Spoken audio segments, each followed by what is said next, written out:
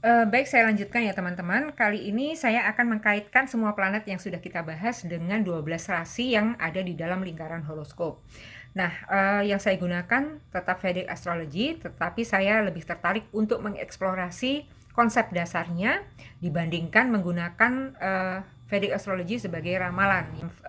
Sistem barat itu horoskop itu dimulai dengan Capricorn dan diakhiri dengan Sagittarius.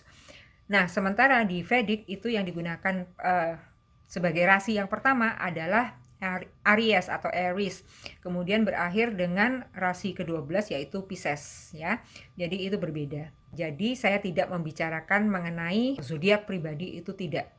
Ke-12 rasi yang ada di dalam lingkaran horoskop itu sebenarnya merupakan penggambaran dari satu siklus kehidupan manusia, dari lahir hingga kematian ya.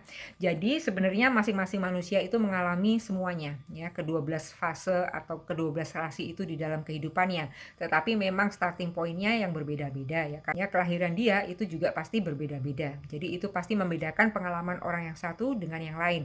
Tetapi pada dasarnya konsep dasarnya itu sama. Untuk lebih jelasnya, saya akan memperlihatkan chart ini. Nah, di sini ada papan manual yang saya bikin untuk menjelaskan konsep dari Vedic Horoscope, bagaimana planet-planet dikaitkan dengan ke-12 rasi ya. Ya, sekali lagi ini adalah Vedic Horoscope yang diawali oleh Aries dan diakhiri dengan Pisces. Dan ini ke-12-12-nya merupakan satu siklus kehidupan manusia ya. Ini menggambarkan kelahiran, kemudian yang terakhir Pisces itu menggambarkan death atau moksha atau bahkan rebirth. Dengan pengecualian bulan dan matahari, masing-masing planet itu menguasai dua rasi ya. Jadi Mars itu menguasai Aries dan Scorpio. Kemudian Venus menguasai Taurus dan Libra. Merkurius Gemini dan Virgo ya. Sementara bulan menguasai Cancer, matahari menguasai Leo. Jupiter menguasai Sagittarius dan Pisces. Saturnus menguasai Capricorn dan Aquarius. Nah, siklus ini bisa saya bagi juga menjadi 3 ya. Jadi seperti ini.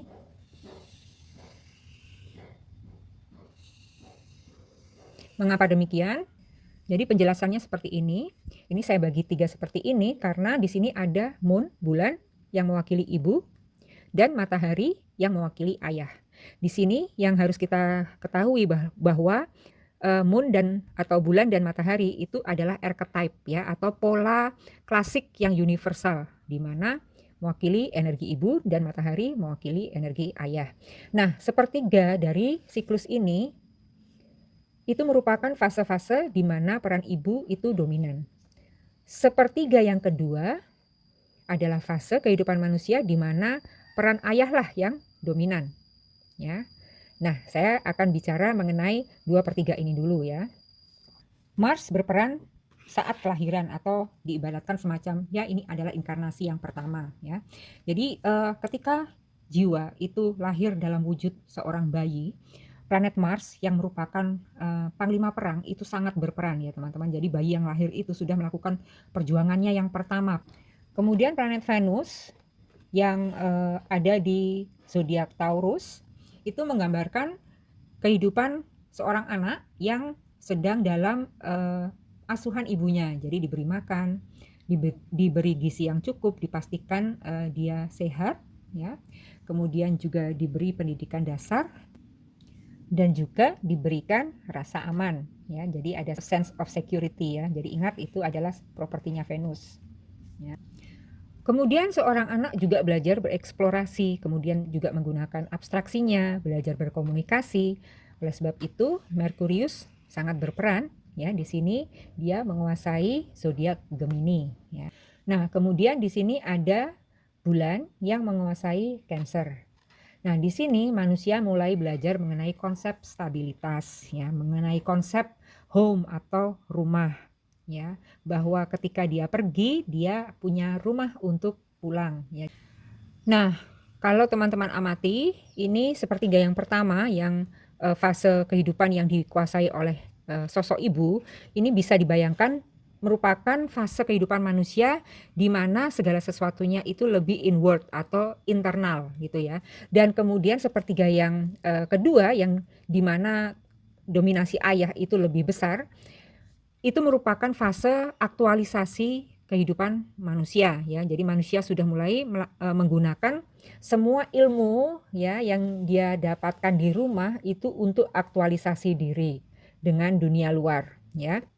Jadi di fase ini sosok ayah matahari yang pertama langsung dia menguasai zodiak Leo yang terkenal dengan kekuatannya, kemudian keberaniannya ya, dan cenderung mendominasi.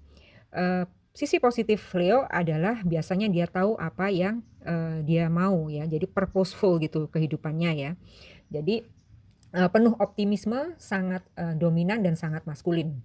Kemudian Virgo itu dikuasai oleh Merkuri ya. Kalau di Gemini, Merkurius itu lebih berpengaruh dalam mengajari cara berkomunikasi, menyampaikan apa yang ada di kepala kepada orang lain.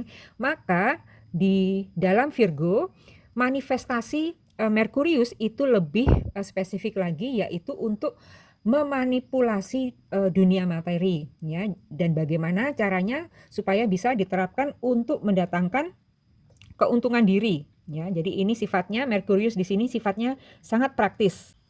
Nah, kemudian Venus juga muncul yang kedua kalinya. Kalau tadi dia menguasai Taurus, sekarang dia menguasai Libra. Nah, di sini kemampuan atau keinginan Venus untuk menciptakan dunia yang harmoni itu tetap hadir ya, karena memang itu sifat dari Venus. Tapi di Libra itu dia terapkan dalam hal kemampuan berdiplomasi. Kemudian bagaimana caranya membuat dunia itu menjadi lebih indah gitu ya. Jadi ada sense of art di sini. Baik, sekarang Mars di Scorpio. Peran Mars di sini itu lebih kompleks ya, jauh lebih kompleks daripada Mars di Aries, karena kalau kita lihat di sini ini kan sudah sepertiga kedua dari siklus kehidupan manusia dan di posisi yang paling akhir pula ya kalau di sepertiga yang kedua ini ya. Sementara fase ini merupakan fase aktualisasi diri manusia dengan dunia. Jadi manusia dan dunia luar. Kalau di sini kan masih manusia dengan di dalam lingkup rumahnya sendiri, tapi ini sudah me versus the world gitu ya. Nah, Mars di Scorpio itu dia menghadapi banyak sekali tantangan ya, banyak sekali tantangan baik itu di scope personal maupun scope sosial ya, baik di rumah maupun di tempat kerja. Tetapi pertempuran Mars di Scorpio yang paling besar adalah bagaimana dia bisa mengalahkan emosi-emosinya sendiri ya, sehingga dia bisa lebih berfokus pada memaksimalkan kekuatannya untuk mengumpulkan materi, bisa kekayaan, bisa stabilitas ya dalam kehidupan, suatu status sosial ya. Jadi disinilah perjuangan Mars di Scorpio. Oke teman-teman, next saya sambung mengenai sepertiga terakhir dari siklus kehidupan manusia menurut Vedic Astrology. Oke, terima kasih atas perhatiannya. Sampai jumpa lagi.